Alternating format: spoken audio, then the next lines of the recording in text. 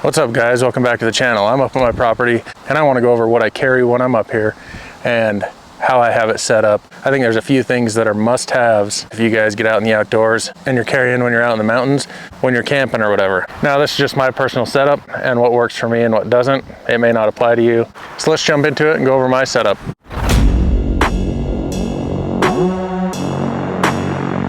Sorry if there's a little wind noise. It is a little bit windy up here today.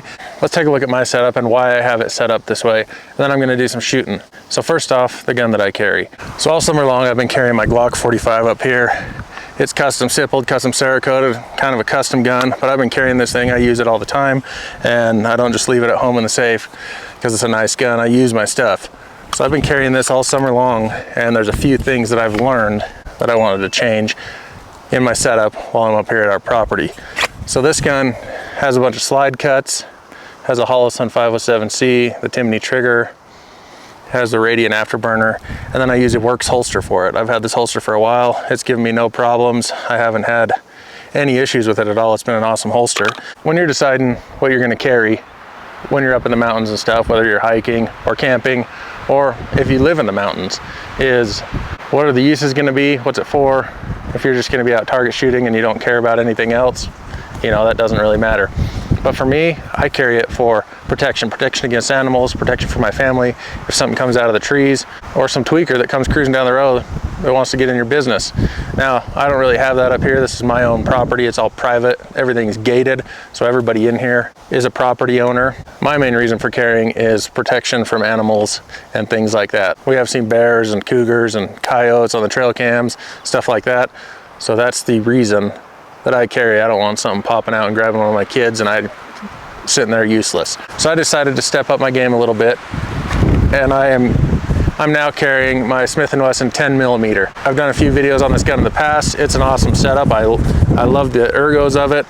I put an Apex trigger in it, which is awesome. It's got the Holosun 509 on there. It came from the factory with the taller sights, and then I put a weapon light on it. The reason I chose this gun, one, is caliber. It's a 10mm caliber, packs a little more punch, obviously a bigger bullet for whatever you encounter, and I really like how it shoots. So number one is handgun. I would say whatever you carry, be proficient with it. I can shoot this gun pretty well. I'm comfortable with it. It's not a surprise with that extra recoil. I do notice this gun is heavier, fully loaded, than my 9mm was, but it's not a cumbersome task to carry this around. Another reason why I chose this gun is it does not have the slide cuts, which is a big deal. My Glock 45 with those custom slide cuts got really dirty up here.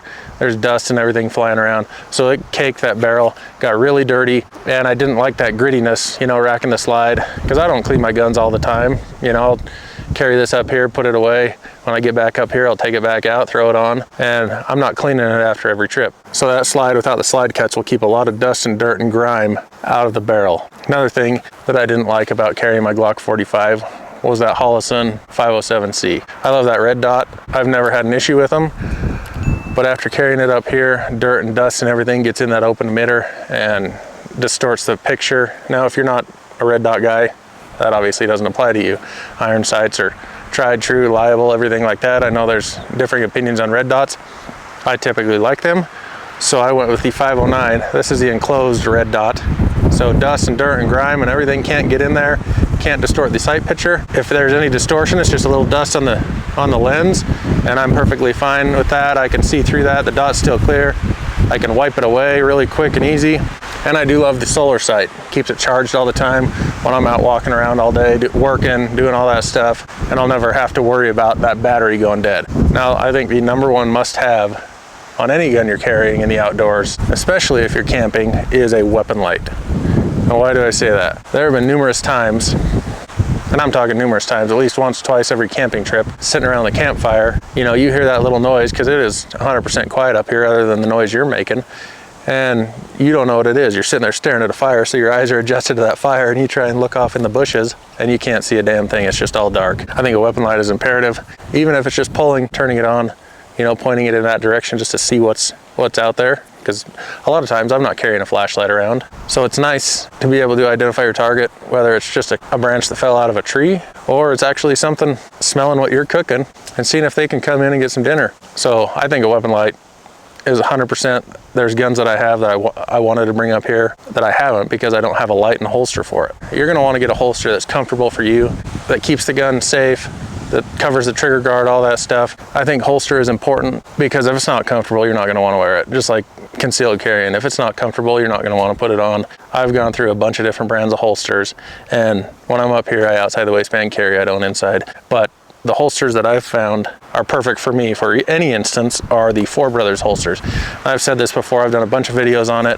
Four Brothers makes a really good holster. This is the one I'm running right now for the Smith & Wesson. They come in all different colors. You don't have to get something fancy like this, and I just wanted to try this out. It's an orange topographic print on it, which looks kind of cool. Yeah, it doesn't matter up here. Black would have done just fine, but I thought that was kind of cool looking and I want to try one of those out. They build these with all sorts of different attachments that works every time. I've never had a problem with them, and it's very comfortable to wear on the hip. With all the different attachments that they offer when you order it, it's a no-brainer for me. And it sits a little bit lower. I think it's their duty / competition holster, which I don't do either of those. I'm not a competition guy, and I don't carry this on duty.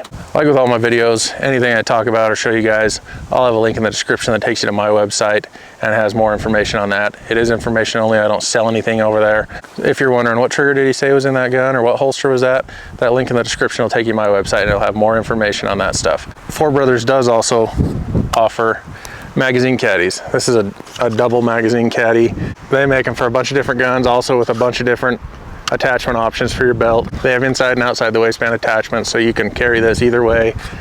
Typically, I don't carry this when I'm up here. I usually just put this on when I'm shooting, just so I have an extra magazine. It's cool that they have the option that you can buy both together and get them that match. Same great quality, same adjustability with the retention. You adjust the retention on the side here for your magazines.